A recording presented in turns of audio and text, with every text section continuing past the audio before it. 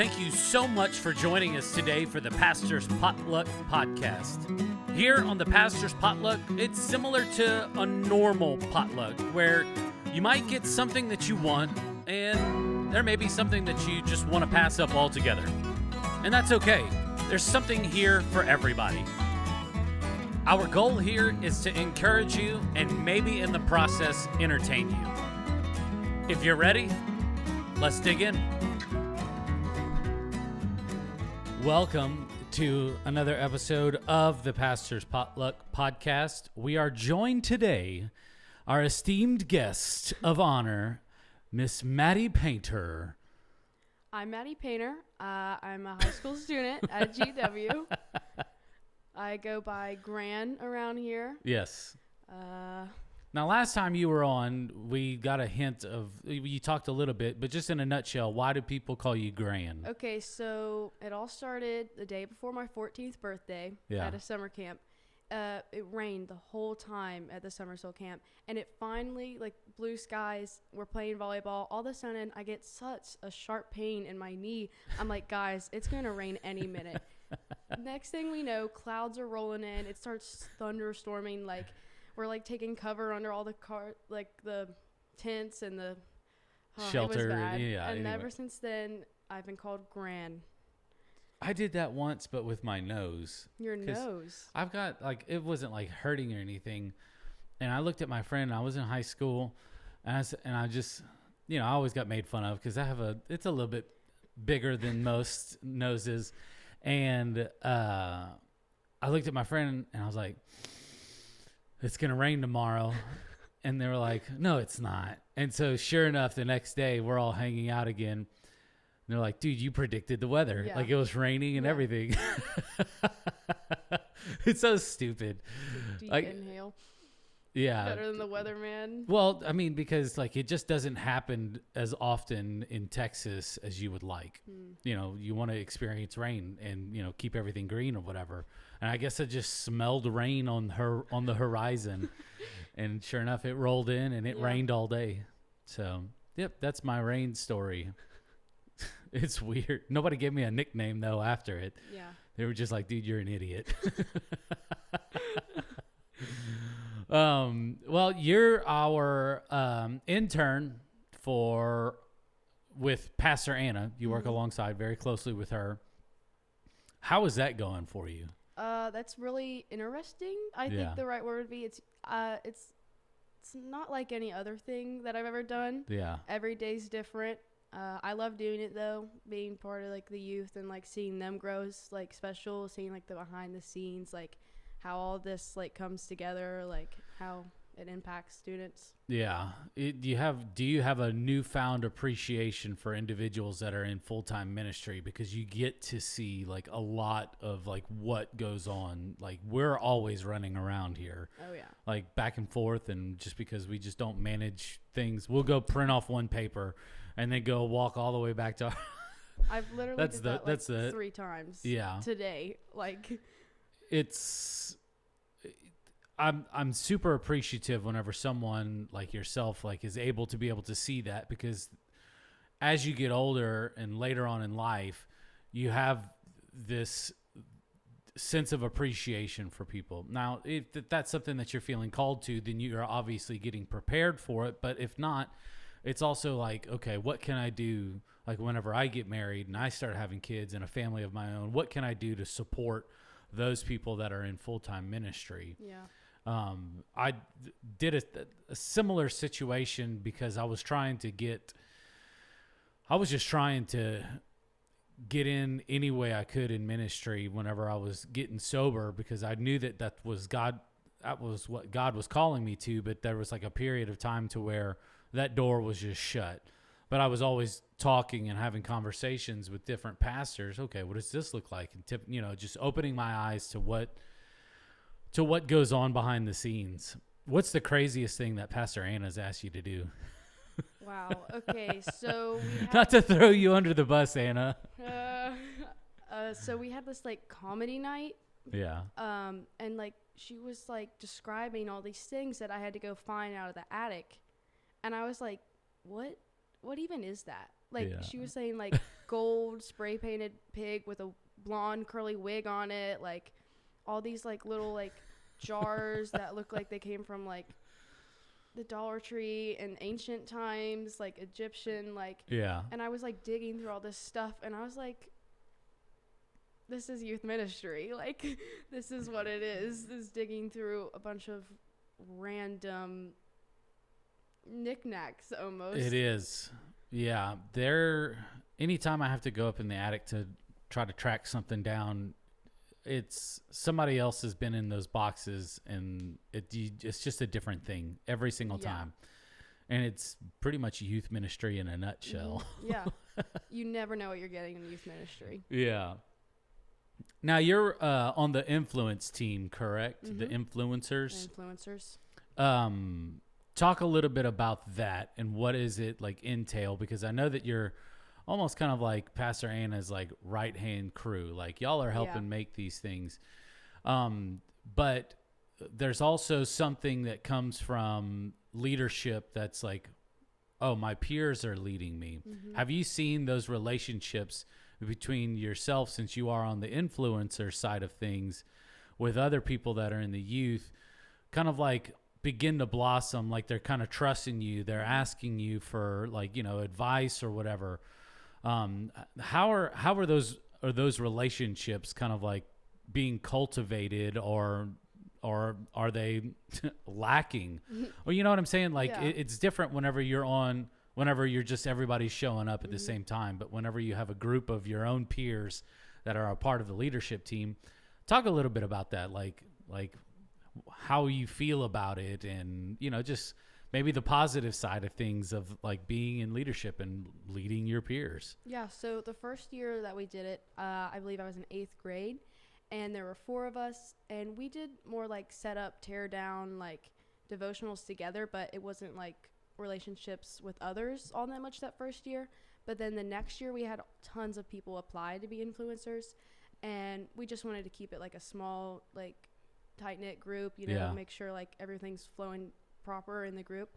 So then like the people who were told to apply again, they had mentors, and you were assigned someone to mentor. And I think that was like where relationships with the youth really started, like because I wasn't just mentoring like who I was, like my mentee, like I was thinking about like, oh, I'm like an example, like I need to do this and talk about why I did it.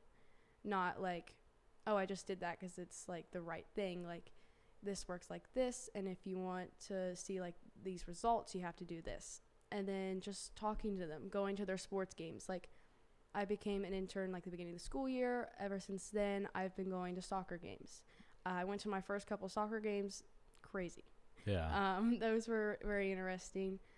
Just like supporting them too. Like they say that they got an A on their math test. Oh my gosh, that's so great, because I'm struggling in math myself. Like this college algebra is not meant for me. Like, but just seeing like them grow themselves, like actually caring what they have to say, not like the, oh, how are you? Like the, how was your week? Anything interesting happen? Oh, it was bad.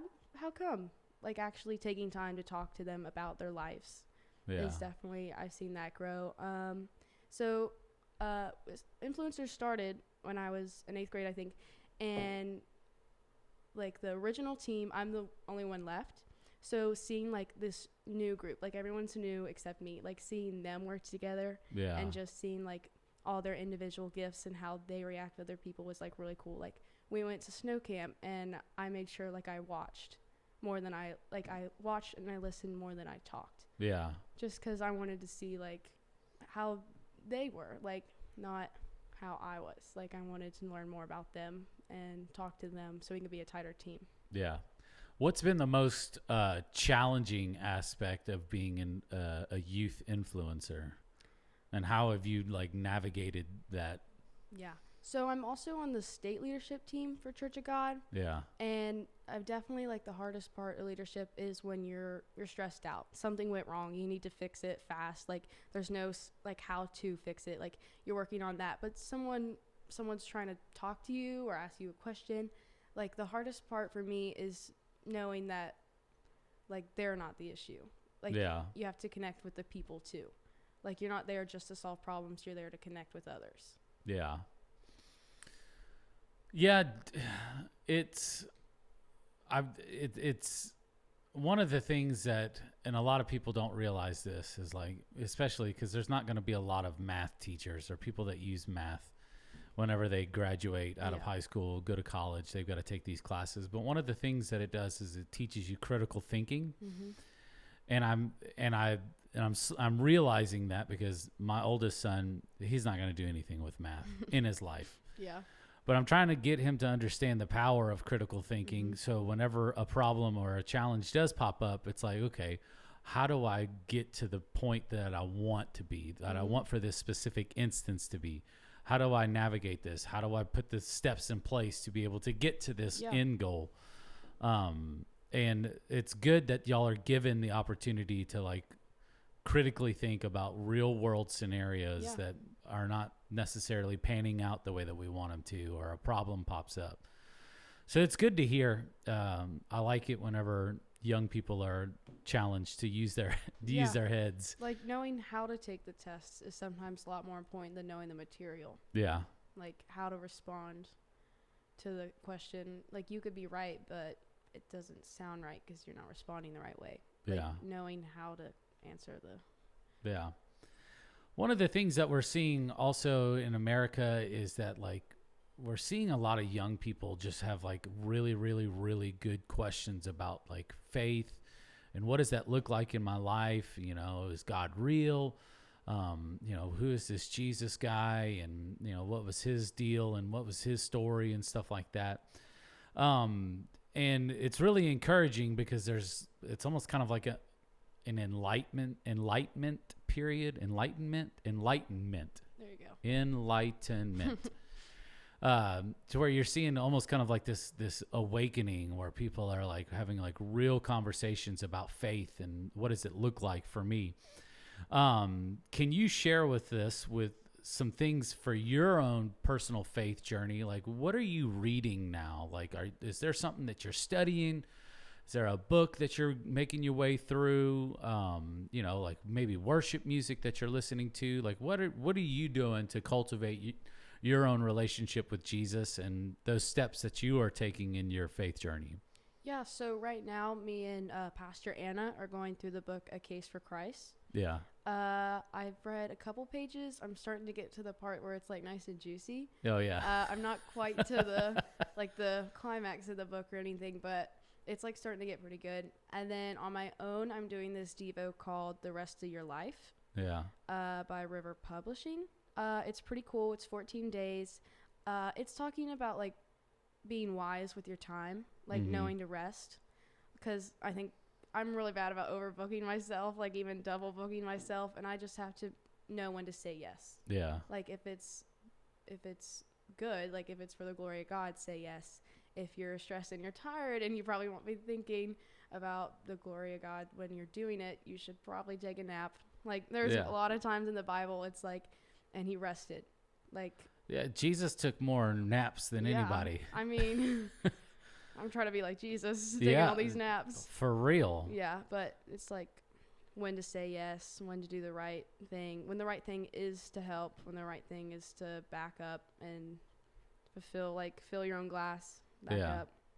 But that's what I'm going through right now. It's really cool. Yeah. So The Case for Christ, that's the Lee Strobel book, right? Yeah. Where he was an atheist and then he started doing his own research and then found out like this whole Jesus thing was real. That's cool. Yeah, it's a great book. I think they made a movie of it too. Don't cheat. Read the book and then watch the movie. So I actually saw the movie years ago. Oh, but great. I don't remember it that well. Oh, okay. So the book's like, oh, I think I remember part of this. Yeah. Another one of the things that we're seeing too with like youth, and I think you see it a lot in adults as well, is we're seeing like technology like take over. Like it's I mean, you'd be hard pressed to find and watch somebody throughout the day totally like a creeper, but just keeping an eye on somebody and they don't pick up and they just start flipping through Facebook, Instagram, TikTok or something like that. Are you finding that making like real world connections with other individuals are you finding it difficult because of technology getting in the way? Well, so yes and no, I'd have to say, because being able to talk to people like all the time is really cool. Like being able to see them sort of life and like talk about it in person. But sometimes it is like it's easier to get on your phone instead of talking to the person at the table with you. Yeah. Like it's easier to doom scroll than to call someone and ask them how their day's going. Yeah. Like that definitely could put a damper on like these connections, but it's also good to like reach out. Like people on my state team, like every time they post something on their story, I'm saying something. Yeah. Friends that moved, like I'm still in contact with them and I still chat with them all the time because the technology we have. Yeah. It's like you're almost meeting them where they're at. Mm-hmm. And like, hey, I still want to be a part of your life. Yeah. Even if it's through this digital medium. Mm-hmm. Yeah, that's good. You know, just meeting people where they're at and just encouraging them and celebrating life's events and stuff like that. Mm-hmm. Now you've got some craziness happening this summer. Oh yeah. Are like some good youth events? Mm-hmm. Are y'all getting excited about what y'all got planned? Yes, for sure. Like, so as I mentioned, I'm on the state team. Yeah. Which means I'm part of like the planning of summer camp and SYC, which is in November. But right now, okay, so last summer is when stuff was really crazy. Yeah. Like I was booked like the whole month of June. I was out of town. Like I went from Summersville, our camp to Summersville, left that early, went to DC for 2 weeks, left that, went to the beach, and then I had summer camp after summer camp, and then camp meeting. Yeah. This year, stuff's a little slower, which is good. I'm planning on being a counselor at the kids camp. Yeah. Which is right before the summer camp for middle school and high school. That's exciting. I did miss... Is it? Mm-hmm. Yes. Is it? Yes. The Rippling Waters is one of my favorite places in the whole earth. Yeah. The water might smell. Your bed might be questionable. But you're going to have fun. Yeah. You're going to have memories for like the rest of your life. Yeah. Like it's like a home away from home. Like it really is like a great place. Like so much like movement and faith happens there. Like connections, like friends from all over the state happen there. Like you get excited for the camp to see like friends that you met years ago and you only see for like a week or two out of the summer. Yeah. Like I love summer camp. It's one of my favorite things. Well, that's good. Well, thank you for being here. Yeah. Did you bring something like, so whenever Anna's on, she always brings Nana's casserole. No, I didn't. Did you bring a Grana's casserole? No, I don't have any casserole. What? I know. I thought Anna would have done something. Anna, we need to have a conversation because you're filling in for Anna while she's on vacation. Yeah. Are you ready for the mystery meat? No? It's called mystery meat, so. It's all good. These are great. Look, I filled this thing up. Like we're good for at least a year. Cool, yeah. So in case you're new to this, mystery meat is just like anything else at a potluck, and you come across it and you just don't know if it's going to be good or not. It's a random question that's in a jar. It's all randomized. Actually, ChatGPT helped me write a whole bunch of these. So, all right. Yeah. If you were a flavor of ice cream, what would you be and why? Oh, wow. I don't know. That's a good question. Well, my favorite is strawberry. Just like regular strawberry ice cream? Regular strawberry ice cream. But interesting. Ryan Smith, when we were at San Antonio 2 summers ago, he got me hooked on like coffee and espresso ice cream. Oh my gosh, it's pretty good. Like it almost beats strawberry. Yeah, but why would you eat coffee ice? Because typically ice cream's eaten at night, right? Like after dinner. So why would you do anything with like loads of caffeine after dinner? Well, like I said, we were in San Antonio where sleep was for the week. Oh, yeah. So this coffee ice cream was what was continuing me through the day. Like we got to like about dinner and it was right before like the last service, or if we had like a project or we were going out on some late night event, like that ice cream was a caffeine boost. Like it was more for the caffeine than the actual ice cream. Yeah. But yeah, it was really good. So I'd say I'd say coffee, because I am quite addicted to caffeine. And do you remember the who made the ice cream? Was it Bluebell, or did y'all go to the H-E-B? No, I don't remember. You don't remember? There was this little shop in this little mall that was connected to our hotel. Oh, okay. So that's a tourist trap. yeah, for sure. It was probably like $10 for like a little pint of ice cream. I wasn't looking at the price there. Yeah. Dude, I was on a missions trip once, and I was in Honduras, and we're helping out with like this orphanage. And this guy was, he had like a little, I don't know, kind of like one of those carts with like a bicycle back. No way. And like the front of it, but he made all of his own ice cream. Oh, that's cool. And he made this one that was like, it was like coconut and like condensed milk and, you know, like ice cream, but it was super sweet and like super coconutty flavor. And I didn't care how much it was. And literally he said, like, I was talking with him and he was like, yeah, I usually make these in like batches enough that'll last me for like 5 to 6 months. And I ate, in the 2 weeks that we were there, I ate 5 to 6 months worth of his coconut ice cream. No way. He kept on bringing it and loading it up.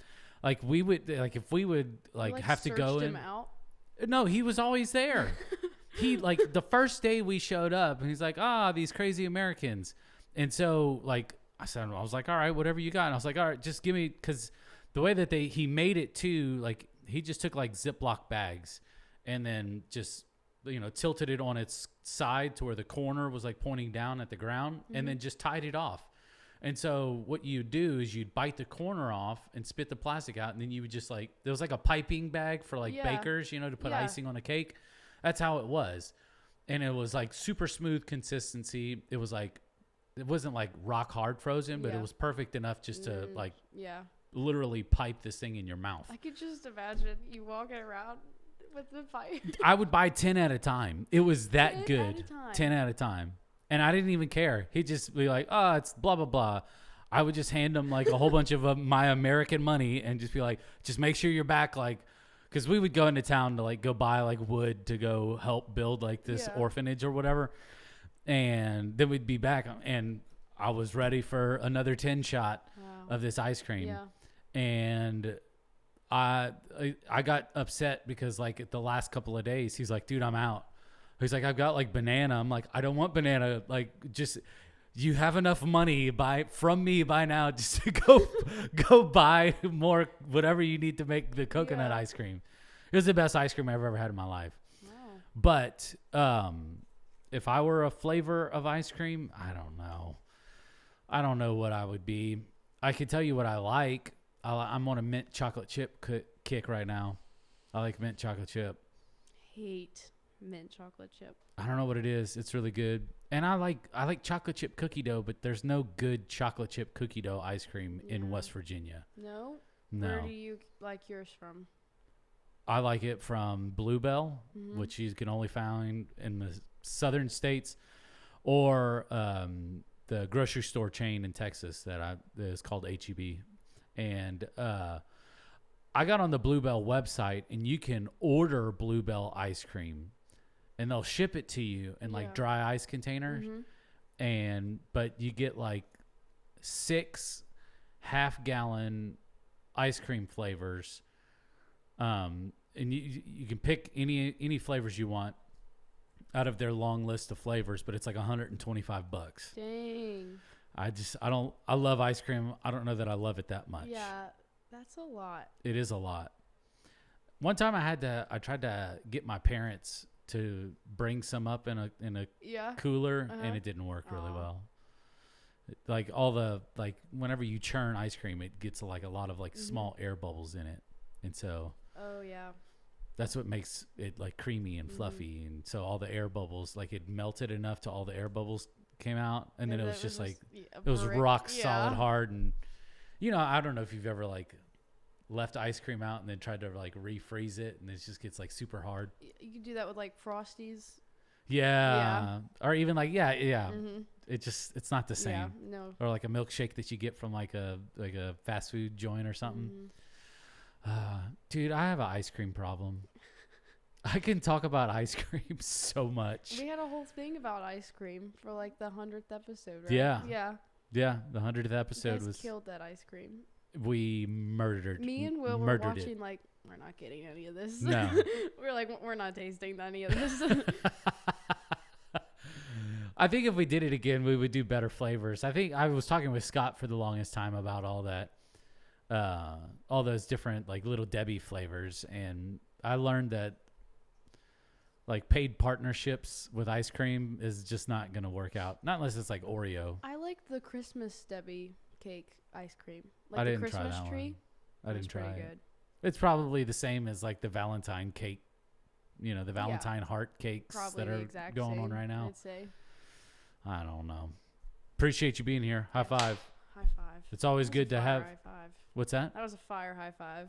I give the best high fives. People don't realize this. Is it an award? I'm going to have to get you a plaque. Dude, I'll tell you this. This will be the last story I tell because I'm full of them. My buddy was graduating and it was like everybody had to be on the floor. It was a small, if you were in the same school, like in high school or whatever. So in my freshman year, I went to private school whenever we moved to Texas. And my buddy, like I became really good friends with him. I'm still really good friends to this day. And he was a senior and we had a typing class together. And come to find out, like he ended up being, like we were still trying to find a church. And he was the pastor's son of the church that we ended up going to whenever we moved to Texas from Louisiana. Anyways, he's graduating, and so they have this thing like if you're in 9th grade, you have to move up to the 10th grade spot, and then the 10th graders move up to it's like a rite of passage at the end of the school year. Yeah. But he was graduating, and he walked by, and we looked at each other, and we just started like kind of dancing a little bit, and I cocked my arm back like I was gonna throw a baseball, but I was gonna give him a high five, and he did the same thing. I'm telling you, whenever we hit hands, it sounded like a firework went off, but for something went on to where like there was a whole bunch of people like taking pictures at the same time. So as soon as the crack happened, just pow, all these flash bulbs from cameras went off. And we looked at each other and were like dude, a movie what scene. happened? Yeah. It was like the end of like one of those cheesy 80 movies. It's like the... Yeah. Yes, like, Breakfast Club. Yes, where like you jump up and it pauses, and then it slowly faded to black, and then the credits started rolling. No, yeah. And it was the most insane. And ever since that day, I was like, I'm the high five master. He's still telling the story to the day. I am. Freshman year. Yeah, it's really funny. But yeah. Thank you for being on today. Anna, we miss you, but it's all good. She'll be back. Gran is here to fill in for you. Gran instead of Nan. Gran instead. Dude, next time we have you on, you got to bring some Grana's casserole. Gran. I have to bring something Gran related. Something Gran related. Alrighty.